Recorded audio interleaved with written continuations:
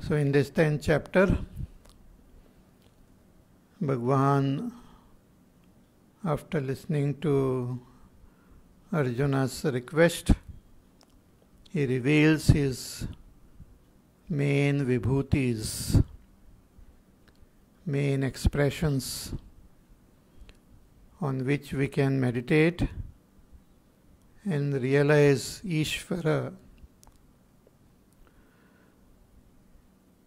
So the first vibhuti which Bhagwan mentions is Atma. Whenever we say Atma, it's the Pratyek-atma, the inner self. So Aham Atma Gudhakesha Sarvabhuta Shayastitaha. The Atma residing in the cave of our heart. One has to meditate on that Atma as Ishvara, Ishvara's vibhuti. Bhagwan also says that you can meditate on other vibhutis because I myself am in the beginning and middle and end of all beings. Aham adishcha madhyancha bhutanam anta evacha. So in whichever way you meditate, you will be able to meditate on me because I am present everywhere, in all times, in all objects, in all places.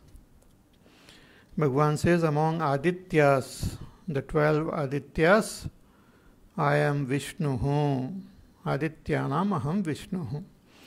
And among all the luminaries, I am the sun. And among the Marudganas, the 49 of them, I am Marichi. And among the Nakshatras, I am Shashi, the moon. Among all Vedas, Bhagwan says, I am Samaved. Among all Devatas, I am Indra. And among all the Indriyas, I am the mind, Manaha. And among all beings, I am the Chetana. Bhutanam asmi Chetana, an expression of our buddhi. Then Rudranam Shankaraschasmi, among the 11 Rudras, Bhagwan says, I am Shankara. Among Yaksha and Rakshasas, I am Kubera. Among Vasus, the 8 Vasu, Bhagwan says, I am Pavaka, Agni. And among all the mountains with Shikhara, Shikharinam, I am the Meru Parvat. And among all Purohits, I am the main Purohit of the Devata Brihaspati. And among all the Senapatis, I am Skanda, Kartikeya, son of Lord Shiva. Among all the water bodies, I am Sagaraha, I am the ocean, the vast ocean. Then further Bhagwan says, we will chant verse 25 again. Maharshinam bhruguraham giramasmekam aksharam yajnanam japayajñosmi stavaranam himalayah. Bhagwan says, among all the Maharishis, the great rishis, the rishis who are the seers of the mantra, among all these great rishis, I am Bhrigu Rishi. Bhrigu Rishi, you consider Bhrigu Rishi as my vibhuti and meditate on me. Maharshinam Bhriguraham. And Giram Asmi Ekam Aksharam, and among Giras, among words, Padalakshananam, Giram Vacham, which we utter, word, is Bhagavan says, I am that Ekakshara word, Om. Ekaksharam, Ekam Aksharam, Omkar. See, in the 7th chapter also Bhagavan had mentioned this Omkar is also called Pranava. So Pranava Sarva Vedeshu. Bhagavan says, I am the Pranava in the entire, among all the Vedas, in the Vedas. Here he says that among all the words which we utter, I am that Omkar. Om is also name of that Ishvara. Om is also a support to meditate on Sagun and Nirgun Ishvara. Om itself is everything. Om itself is Brahma. Om itself is our own self. So by contemplating on the meaning of that word Om, which is very elaborately explained in Mandukya Upanishad, like U, Ma. Represents that Vaishvanara, U represents Hiranyagarbha, Ma represents Ishvara, and the Om completely represents Brahma. So meditating on Om, we meditate on Vaishvanara, then merge that Vaishvanara in Hiranyagarbha. Hiranyagarbha merges in Ishvara, and Ishvara is recognized as Brahma.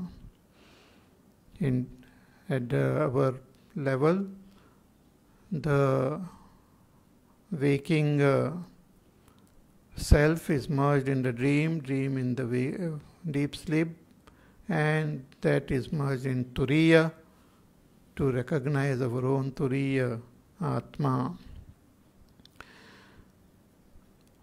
One can also chant that Om as a mantra. It's the most powerful mantra. It can be chanted regularly. But the main meaning of the word mantra means which helps us when we contemplate on the meaning of that mantra. Mananat trayate iti mantra. So we should contemplate on the meaning behind that mantra. So the most wonderful, shortest and very mystical and deep mantra is this Om. See, all letters, they begin with A. In Sanskrit and many other languages also, all the alphabets begins with A. And in between we have U, and the last letter which we can utter is Ma. When we close our mouth, that Ma sound comes.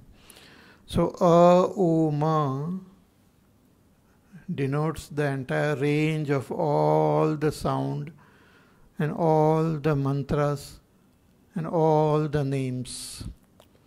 Therefore, Om is in short the name of everything in this entire cosmos. All objects as well as all beings are named Om. So one can meditate on Om as Bhagavan's Vibhuti. So Giram Asmi Ekam Aksharam. Then Bhagavan says, Yajnanam Japa Yajñosmi. Among all yajñas, I am Japa Yajña. See, we have seen in the 3rd chapter also, Yajña. Yajña actually is our actions which we perform, our duties, offering them to Ishvara. And Bhagavan has said in the third chapter that except the yajna karma, all other karma binds us to this samsara. Yajnarthat karmanonyatra lokoyam karma bandhanaha. Tadartham karma kaunteya mukta sangas samachara.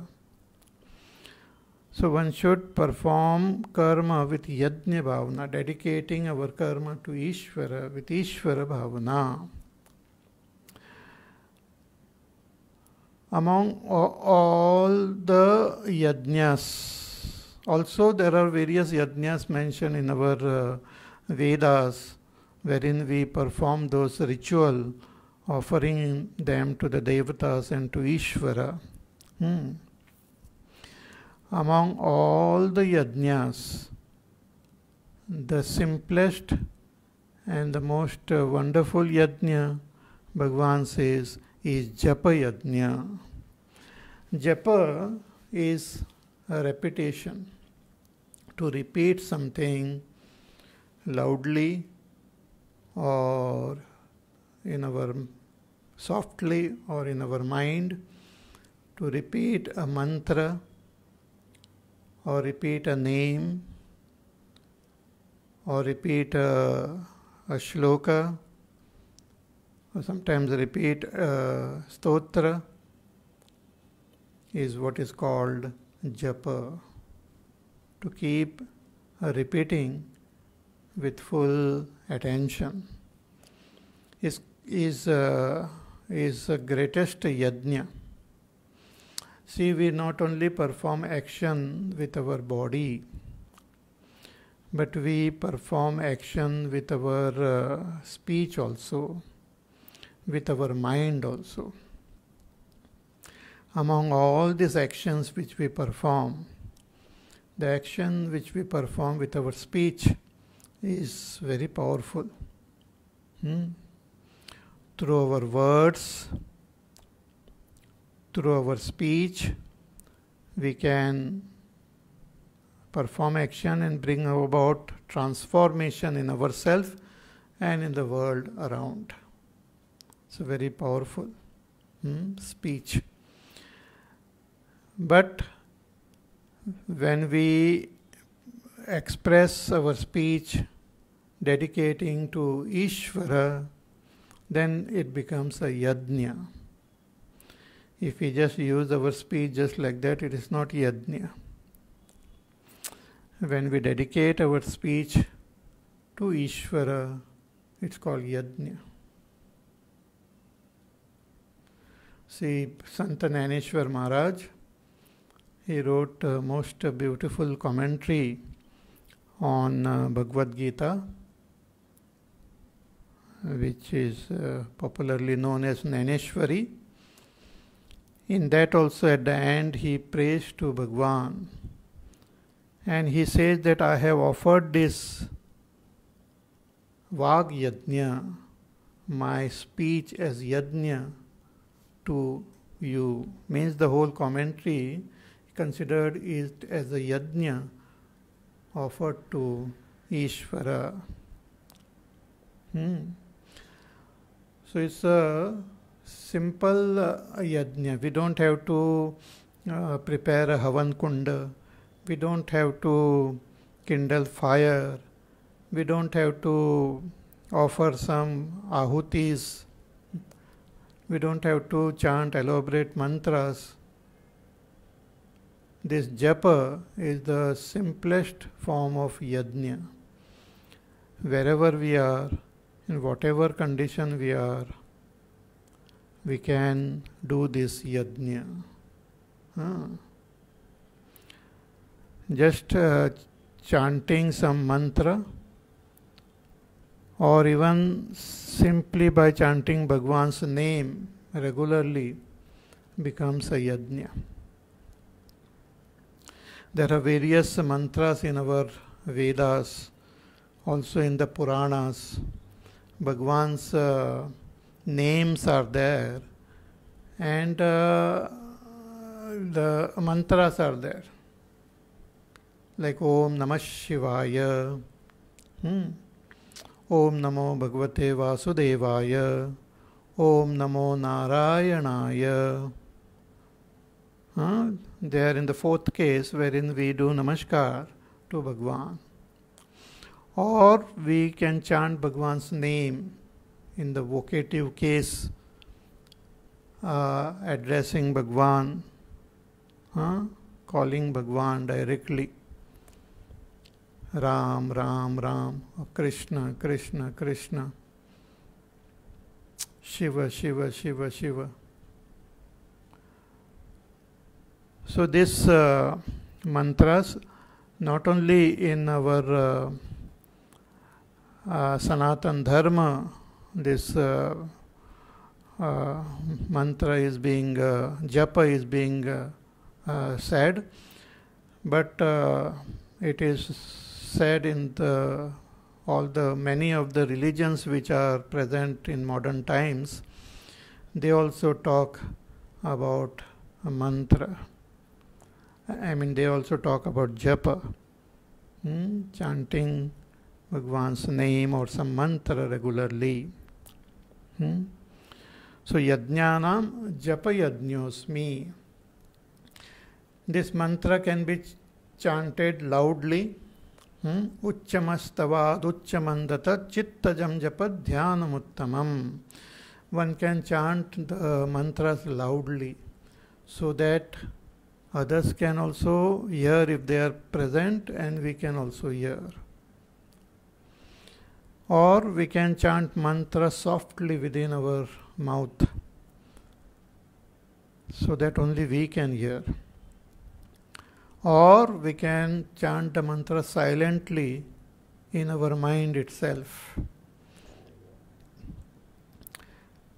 The main thing is that when we chant this mantra, we should chant with full reverence, with full faith in the power of that mantra, and without insulting that mantra in any way. With total focus, we chant this mantra. It's the most fascinating and the most beautiful yajna. And Bhagwan is very pleased with this yajna. We have so many stories in our Puranas, in our Itihas, of seekers. Just by chanting Bhagwan's name, they attain the Supreme. Even the Puranas, Bhakta Prahlad used to chant Bhagwan's name. Naradji chants Bhagwan's name regularly. Lord Shiva, he chants Bhagwan's name, Ram, Ram. Dashrath Maharaj, Bharatji, Hanumanji, all of them used to chant Bhagwan's name. So yajnanam japa yajñosmi. We can start with loudly chanting, then softly, and then in the mind. When we chant with all bhava, not only the mantra gets repeated, but even the bhava gets repeated. The attitude. And the chanting and the attitude become so connected that whenever we chant the name, that bhava will come automatically. Even if we hear someone chanting the name, that our heart will get filled with that devotion. Our devotion, our express to Bhagwan, will get so closely associated with the name that whenever we chant, the devotion will get expressed. And every time we express the devotion towards Bhagwan, every time we chant Bhagwan's name, our mind will start becoming more and more pure. In Ramayana, Tulsidas Ji praises Bhagwan's name and chanting Bhagwan's name. Nahi kali karamana bhagati bibeku Ram Nam Avalambana Eku. In this Kali Yuga, Bhagwan's Nama and Nama Japa is considered to be the most wonderful sadhana. Harer Nama, Harer Nama, Harer Namaiva Kevalam, Kalav Nasteva Nasteva, Nasteva Gatiranyatha. Even Veda Vyasji in one of the Puranas, he says that Bhagwan's name alone is the Gati in this Kali Yuga, is the only refuge in this Kali Yuga. So all of us should do this sadhana, Japa Yajna. Take any mantra. There are so many mantras are there.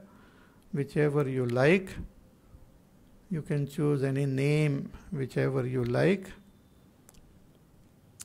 and just dedicate yourself to that mantra. Chant it continuously till it becomes one with your system, till it becomes one with your personality.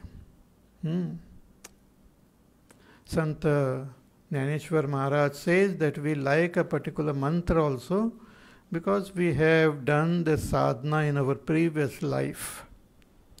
So, Bahuta Sukrutanchi Zodi Manuni Vitthali Avadi. He says that if one has done lot of punya in the previous janma and done some sadhana, in this life also you will naturally develop that love for Bhagwan and love for Bhagwan's name. So this is a very important sadhana. Okay? And all should do it. We can actually, I had mentioned this before also, that even our breathing is like a continuous japa which is happening naturally. Natural japa is happening. Soham, soham, soham. Constantly japa. But when we do it awarefully, remembering Ishvara, dedicating ourselves to Ishvara, tuning ourselves to Ishvara, then we don't have to do any other sadhana. Just chant Bhagwan's name and keep on doing your duty, your work, whatever comes. Mam anusmara yudhyacha. Samartha Ramdas Swamiji, he chanted Bhagwan's name, Shri Ram, Jai Ram, Jai Jai Ram, Shri Ram, Jai Ram, Jai Jai Ram, 13 crores time. And Bhagwan was pleased with him, and it is said that Bhagwan gave him darshan, blessed him. Tulsidas ji used to chant Bhagwan's name, Mirabai ji used to chant Bhagwan's name, Suradas ji used to chant Bhagwan's name. Many times what happens, we feel that, oh, it is so simple, how can it be a great sadhana? Actually, in that Bhagwan's name, Nama Japa, it is Bhagwan's Kripa which is the most important and powerful. It is not our power, it is Ishvara's blessings which works when we do the Japa Yajna. So we should do it. So Yajnanam Japa Yajñosmi, it should become, as I said, part of our system only. Just by chanting Bhagwan's name, your body will get purified. Your mind will become pure. Your surrounding will become pure. All the members of your family will become pure. The society will become pure. Even now there are so many ashrams and so many places where they do continuous akhanda japa goes on there. So very powerful. So Bhagwan says, among all the yajnas, I am japa yajna. Yajnanam japa yajñosmi. Stavaranam Himalayah. Bhagwan says that among all the steady padartha, all those objects which are steady, unmoving, I am the Himalaya. Most fascinating Himalayas. See, we have top of our on the northern side of our country, the Himalayan range. The beautiful Himalayan range is there. It is actually a folded mountains, but it is an abode of snow. Therefore, it's called Himalaya. Hima means snow. It's a alaya, a place or abode of snow.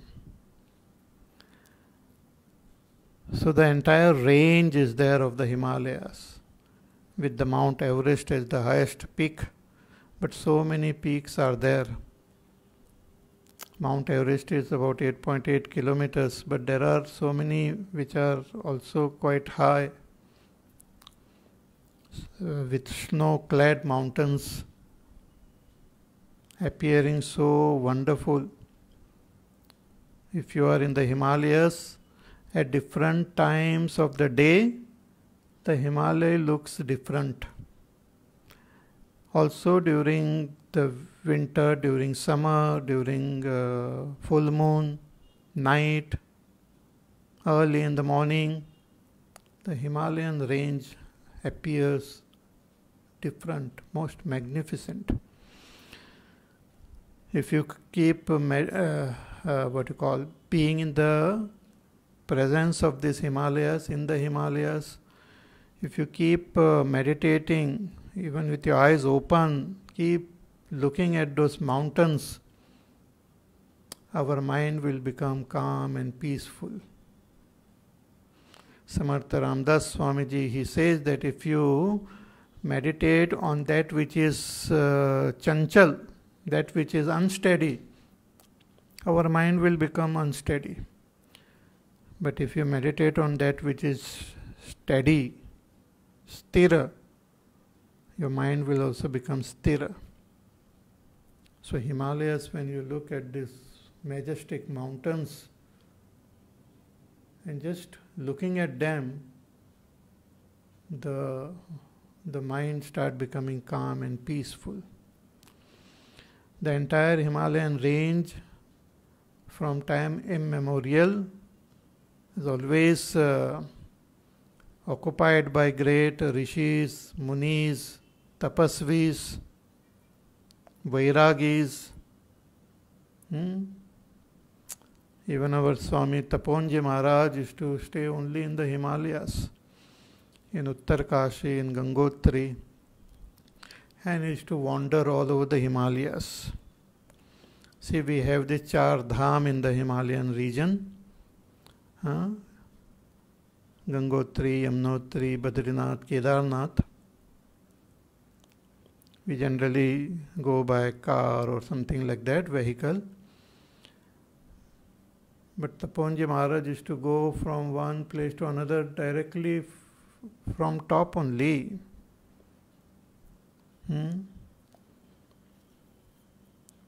Without coming on the plains. Also, we have this beautiful Kailash Parvat and the Manas Sarovar. So most fascinating these Himalayas. Even Naradji, he never stays at one place. He was cursed. But when he went to Himalayas, his mind became so calm, peaceful, that he just sat there to meditate. So there is a special charm to this Himalayan range, and the beautiful nadis, they flow through it. Ganga is there, Yamuna is there, Saraswati has disappeared. So all these rivers also bless us. So Himalayas, most beautiful range, Bhagwan says, is my vibhuti. So meditate on the Himalayas as my vibhuti. Stavaranam Himalayah. Okay. Then further. Ashvattha sarva vrikshanam devarshinaam cha naradaha gandharvanam chitraratah siddhanam kapilo munihi. Some more vibhutis Bhagwan mentions here. He says Ashvattha sarva vrikshanam. Vriksha, trees. There are so many variety of trees in the world. It's quite amazing. Huge trees, small trees, different types of fruits, different types of flower bearing trees, different types of leaves. Most amazing. The whole earth is filled with so many different variety of trees. There are those giant redwood trees, so amazing, so huge and so tall you can't imagine. Most amazing. Sequoia tree. So among all these trees, which is Bhagwan's vibhuti? Bhagwan says Ashvattha. Ashvattha, people, vriksha, is Bhagwan's vibhuti. About this Ashvattha, Bhagwan mentions in the 15th chapter also. He described the entire world as Ashvattha vriksha, like Ashvattha vriksha. Ashvattha sarva vrikshanam. See, Ashvattha found in our country so many places. It's most amazing. It can grow in different climatic conditions. It can also grow in different soils. You find it growing on top of your terrace also. In so many places in the concrete it starts growing. And very powerful. See, the seed of this tree is eaten by some birds and then it's dropped. And wherever it gets dropped, it grows. And it's most fascinating, this tree.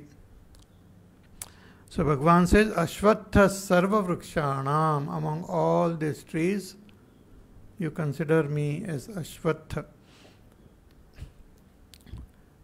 People worship this tree in various ways.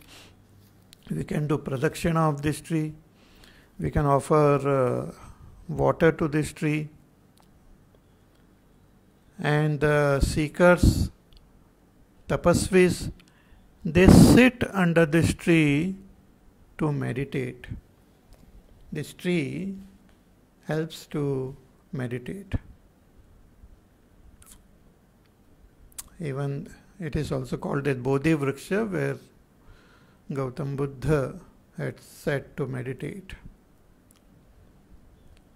So Ashvattha Vriksha helps to gain steadiness in our meditation.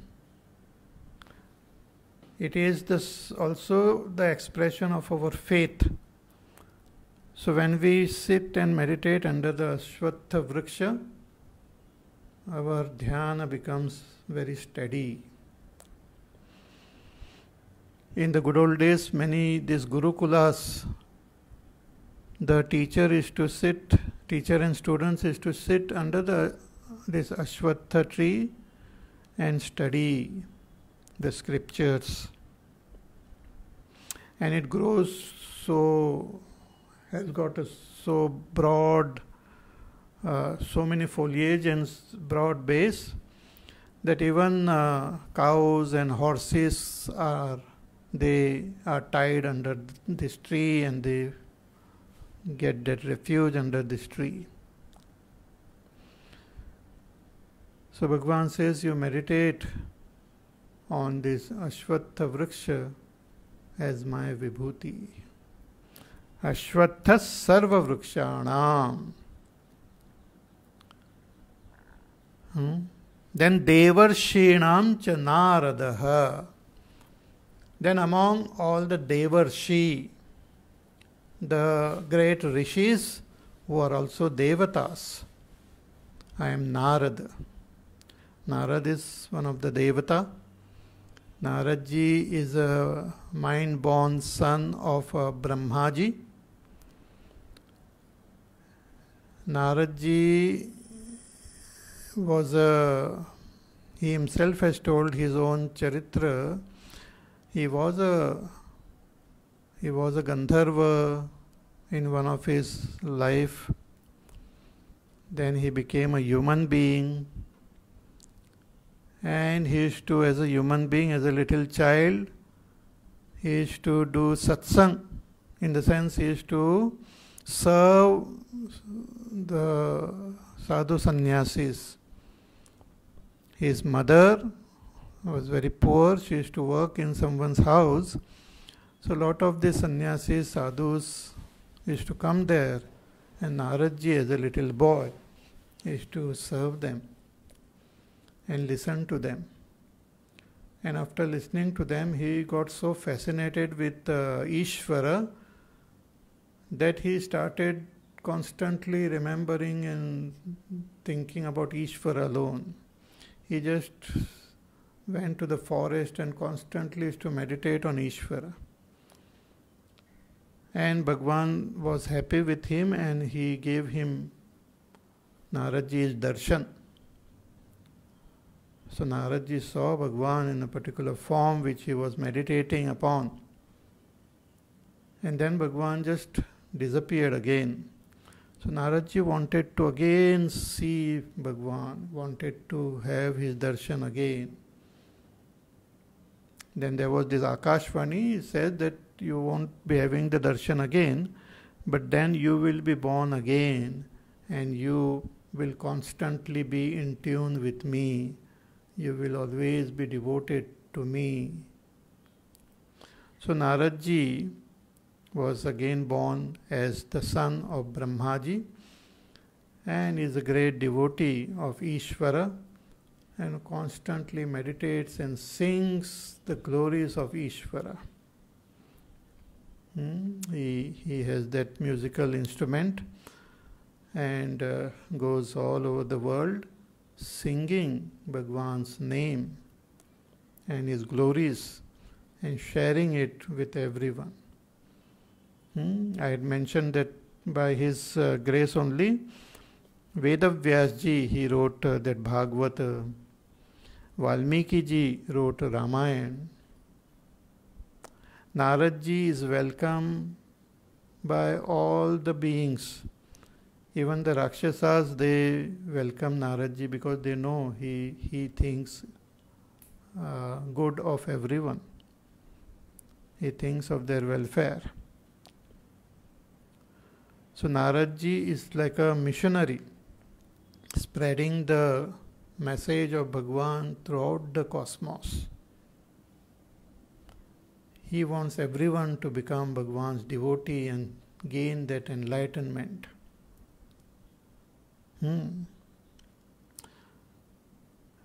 So Devarshinam cha Naradaha. Bhagwan says you meditate on Narad as Devarshi Narad as my Vibhuti. Even Bhagwan Shri Krishna does stuti of, has done beautiful stuti of Naradji there in Bhagavat. So Devarshinam cha Naradaha. Then Gandharvanam Chitrarataha. Among Gandharva, these are celestial beings remaining in heaven. They are the divine musicians. See, in heaven there are these Apsaras are there and there are these Gandharvas are there. Apsaras are associated with these Gandharvas. Apsaras, they do the dancing and all, and these Gandharvas, they sing, they are musicians. So, among all the Gandharvas, there is the Gandharva called Chitraratha. This Chitrarath Gandharva was a friend of the Pandavas also. And the Chitrarath Gandharva is the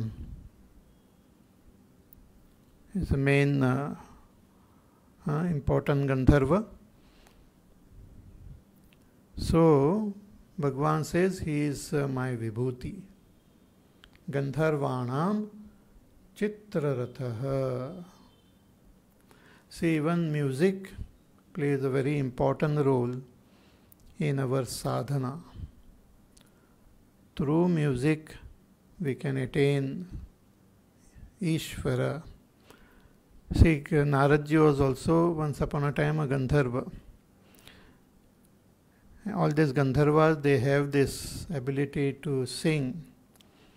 So even here on earth, if somebody is singing very well, we call him, praise him as a Gandharva only.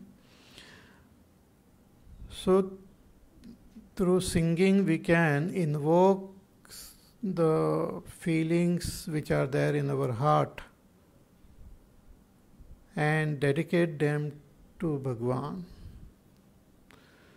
So many of our saints and sages were great musicians. Like in South and all, we have the Tyagaraja. Tyagaraja's kritis are so very fascinating and which are sung even now.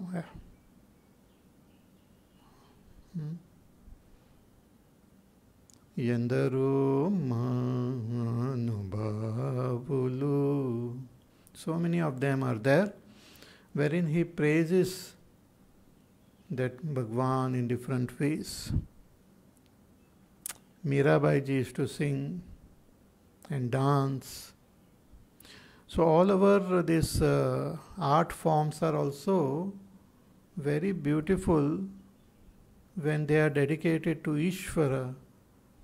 They become greatest sadhana and can take us towards that supreme.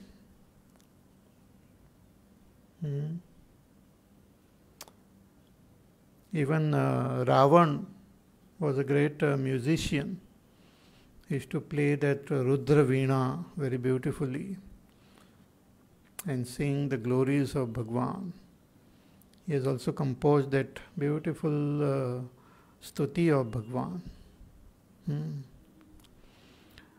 So Gandharvanam Chitraratha. Bhagwan says, among the Gandharvas, I am Chitraratha. Then Siddhanam Kapilo Munihi. Among Siddha. Siddha means Janmana eva dharma jnana vairagya aishwaryati shayam praptanam. Means one who were born with abundance of dharma, jnana, vairagya, aishwarya, etc. They are called Siddha, the great, accomplished, enlightened masters. So among all the Siddhas, Bhagwan says, I am Kapilo Munihi. See here, this Kapila Muni is Bhagwan's avatar only. About this Kapila Muni, one can hear about him in mentioned in Bhagavad also. The son of Devahuti, Kapila Rishi, Kapila Muni.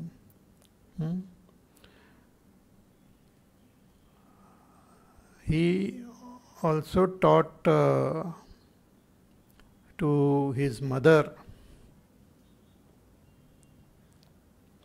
There was another Kapil Muni who gave Sankhya Shastra. But here Bhagwan, what he is mentioning is that Kapila Muni, who was his avatar. The Kapil Muni who gave Sankhya Shastra is also considered very knowledgeable, very great. But that Sankhya is not accepted as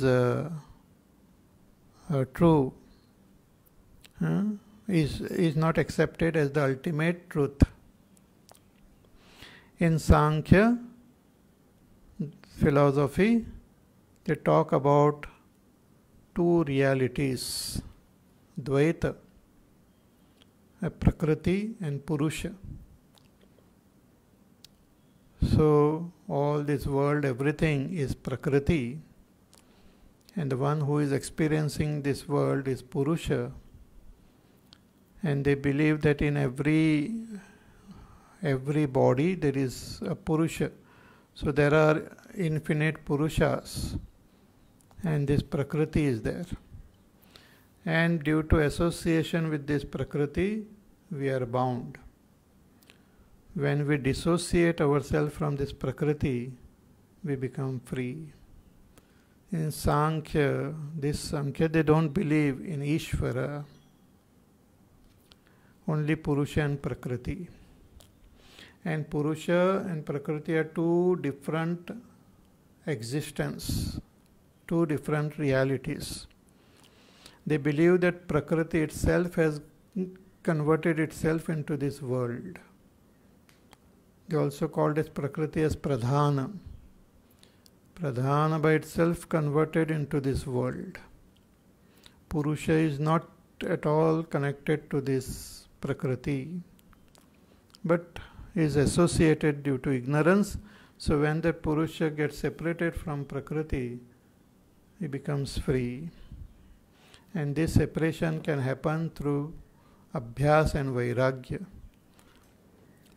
So the Sankhya philosophy itself is, its practical application is conveyed in Yoga Sutra, Patanjali Yoga Sutra, wherein Patanjali Rishi talks about the eightfold path and Abhyas and Vairagya to become free from our bondage to Prakriti. But this is not accepted by the Vedanta, by Upanishad, because Upanishad says this Purusha and Prakriti, they are also not the ultimate. The essence of Purusha is Brahma, and the essence of Prakriti is also Brahma. So Brahma is the ultimate reality, not Purusha and Prakriti alone. One has to transcend this Purusha and Prakriti and recognize that Brahma. Just by separating ourselves from Prakriti, we will just know ourselves as Kshetrajna, as this Pratyekatma. But Vedanta says that Pratyekatma is Brahma, and this Prakriti is also Brahma. And Prakriti by itself has not become the world. It is Ishvara who has converted, who has created this world. And Prakriti is the power of that Ishvara.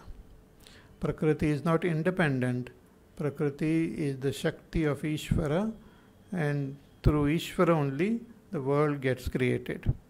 We have seen in the 9th chapter also Bhagavan says, Maya adhyakshena prakriti suyate sacharacharam. In my presence, the Prakriti creates this world. So Sankhya philosophy of another Kapil Muni is not accepted as complete by the Upanishads.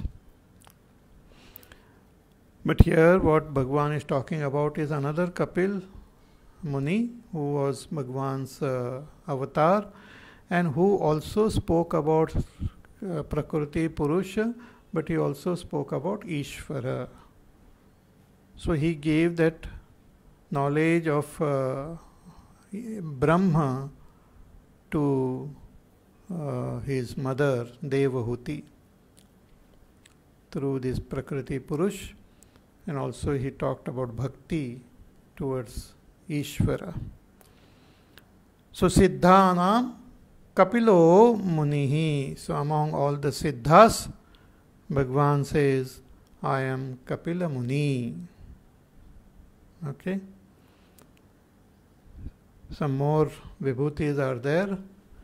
See, all these vibhutis are very fascinating, and they also are, in order to understand them, we also should know the Puranas and the Vedas and other Shastras, because some of them are mentioned in our Shastras. Some of them we can experience in the world. When Bhagwan talks about the sun and the moon and the Ashwatha Vriksha and all, we can see. But when it talks about Kapila Muni or Gandharva, we don't see in this world, but we know about them through our Puranas. So we understand these vibhutis and meditate on them as Ishvara. So more about this we will see in our class tomorrow. So till then, you take care, be happy, safe, peaceful, healthy, do your work, do your sadhana, and you can practice this Japa Yajna, Yajnanam Japa Yajñosmi, and meditate on all these beautiful vibhutis which Bhagwan has mentioned. And we will meet again tomorrow. Hari Om. Shri Ram Jaya Ram Jaya Jaya Ram. Shri Ram Jaya Ram Jaya Jaya Ram. Shri Ram Jaya Ram Jaya Jaya Ram. Shri Ram Jaya Ram Jaya Jaya Ram. Shri Ram Jaya Ram Jaya Jaya Ram. Shri Ram Jaya Ram Jaya Jaya Ram. Shri Ram Jaya Ram Jaya Jaya Ram. Shri Ram Jaya Ram Jaya Jaya Ram. Shri Ram Jaya Ram Jaya Jaya Ram. Shri Ram Jaya Ram Jaya Jaya Ram. Shri Ram Jaya Ram Jaya Jaya Ram. Shri Ram Jaya Ram Jaya Jaya Ram. Shri Ram Jaya Ram Jaya Jaya Ram. Shri Ram Jaya Ram Jaya Jaya Ram. Shri Ram Jaya Ram Jaya Jaya Ram. Shri Ram Jaya Ram Jaya Jaya Ram. Shri Ram Jaya Ram Jaya Jaya Ram. Jaya Jaya Ram. Jaya Jaya Ram. Bole Syavar Ramachandra Bhagwan ki Jai. Om Purnamada Purnamidam Purnat Purnamudachyate Purnasya Purnamadaya Purnameva Vashishyate. Om Shanti Shanti Shanti. Harihi Om Shri Gurubhyo Namaha. Harihi Om.